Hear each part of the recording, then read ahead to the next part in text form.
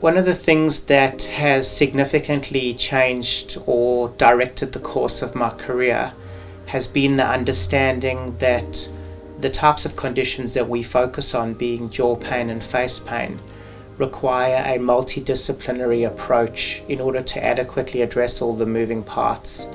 And so with that understanding, I have made it my mission to try and understand the viewpoint of other professionals who may be involved in the management of these conditions.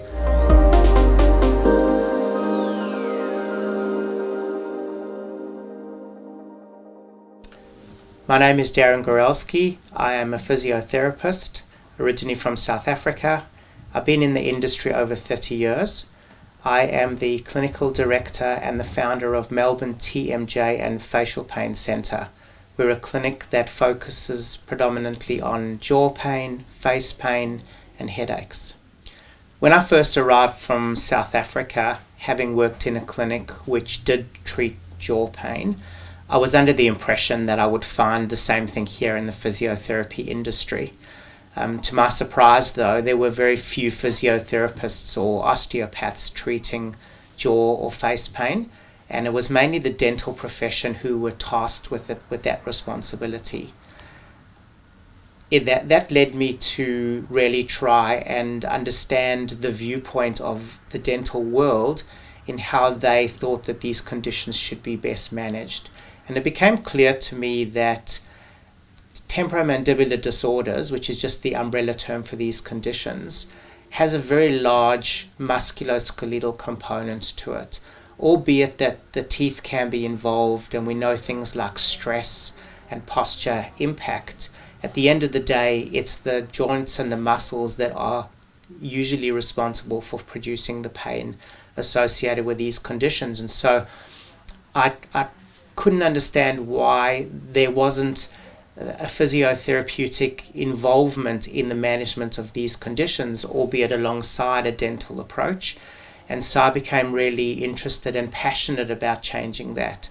And that led me ultimately to developing my own clinical approach and establishing Melbourne TMJ and Facial Pain Centre, initially just offering physiotherapy, but over the years as we've evolved, we've recognized the need to have in-house specialists from the dental world.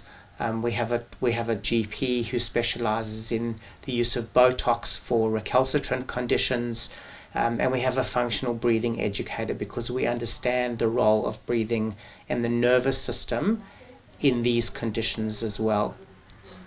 The challenge that I was faced with was that as the clinic became more widely known and busier, so my clinical hours grew to around 60 hours a week.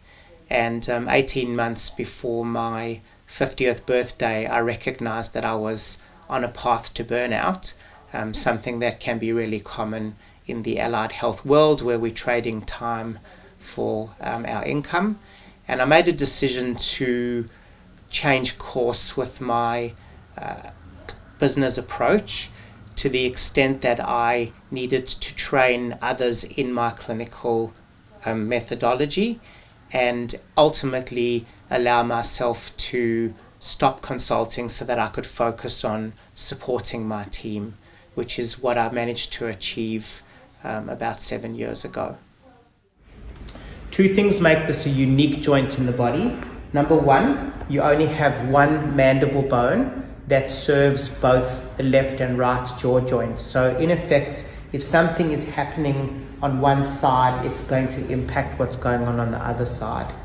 The second thing that makes this a unique joint is the fact that there's teeth at the meeting interface, which is why there's sometimes an assumed dental connection with TMJ problems. And we used to think that that TMJ problems were related to somebody's bite. We know that not to be the case. There are certain bite types that might predispose to TMJ issues, but TMJ issues are much more a result of overusing or misusing the structures around the temporomandibular joint.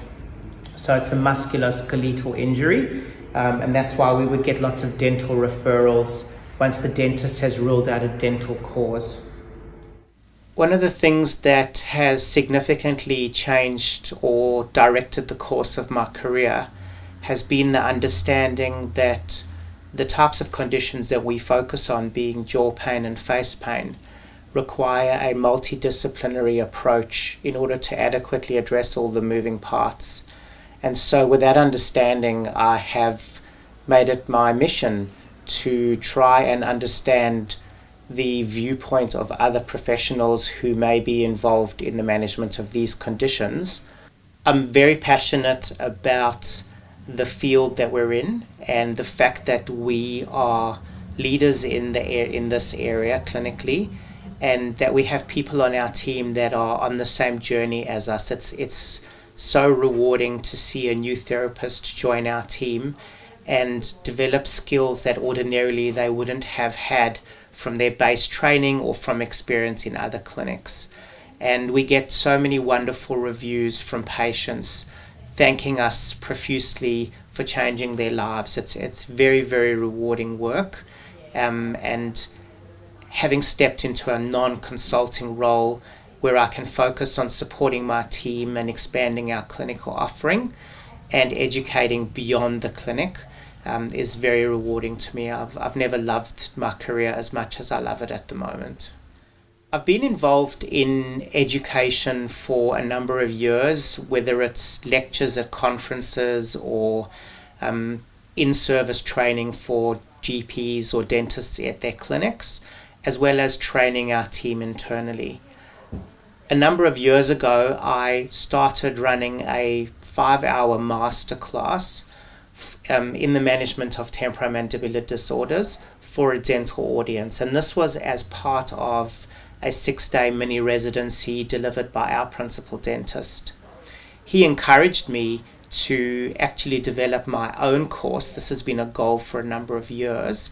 And only last week we ran our 2-day course, an intensive course with practical skills for dental professionals. And it was an exhausting process in the lead up to get all the content locked down, but it was very, very rewarding. The feedback that we've received has been amazing, and I'm hoping that it's going to be the start of me educating dental professionals to, if not treat, but at least better recognize these conditions for what they are and know what the appropriate management should be and who to refer to or collaborate with.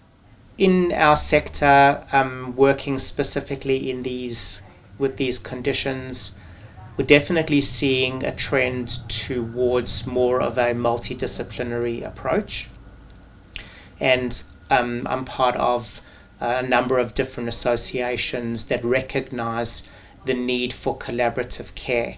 So there is an awareness of things like the role of the nervous system, the role of sleep in how we perceive pain, how we respond to treatment.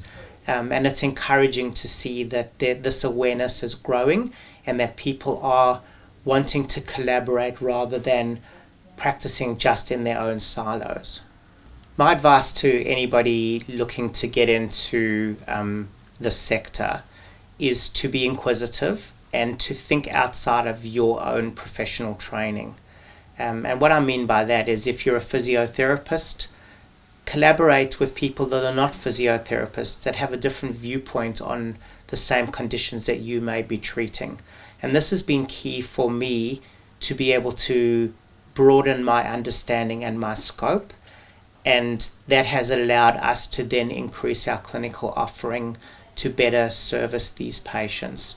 So be inquisitive, give yourself permission to focus in on one area of practice that you feel you excel at, and go as deep as you can to try and uncover things that you may not have understood before.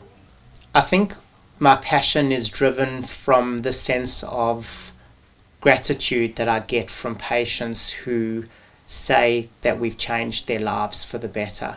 And it fuels me to want to continue to improve on our clinical offering so that we can empower patients to really make changes and be in control of their own health. So for me, that is probably the biggest thing fueling the passion for the work that I do. I love photography. I also love travel. And so the intersection of those two is something that I look forward to combining more than once a year now that I'm not consulting and I'm not bound to the clinic room. And my other passion is for my dogs. We have two beautiful little cavoodles who are definitely the most important people in our family.